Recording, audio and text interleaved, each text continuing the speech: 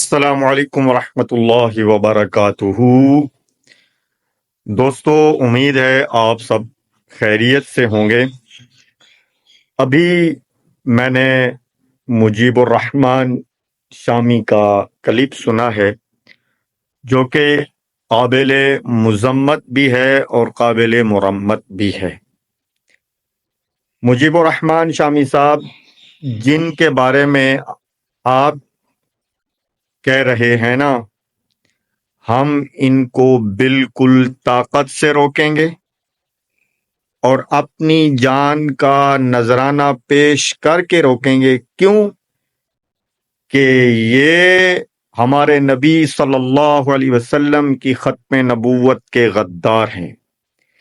اس کے علاوہ باقی جتنی غیر مسلم لوگ پاکستان میں بستے ہیں، ان کو اقلیت کے لحاظ سے حقوق حاصل ہیں، لیکن ان کو حقوق حاصل نہیں ہیں۔ تو اس لحاظ سے ان کا ہم راستہ طاقت سے روکیں گے۔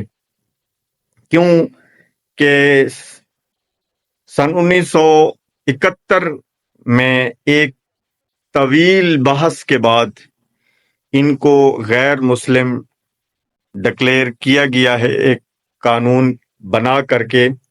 اور مجیب الرحمن شامی، تم نے عین پاکستان کے خلاف بات کی ہے اور شریعت کے قانون کے خلاف بات کی ہے، تو لہٰذا میں حکومت سے یہ مطالبہ کرتا ہوں کہ اس مجیب الرحمن شامی کو قرار واقعی سزا دی جائے اور اس کے بیان کی تحقیق کی جائے کہ اس نے، اور اس کے بیان کی بالکل تحقیق کی جائے، کمیشن بنایا جائے، حکومت کمیشن بنائے کہ اس نے یہ بات کس کے کہنے پر کی ہے اور اس کے پیچھے کون سی قوتیں موجود ہیں کہ اس وقت یہ بات قادیانیوں کی حمایت میں کر رہا ہے۔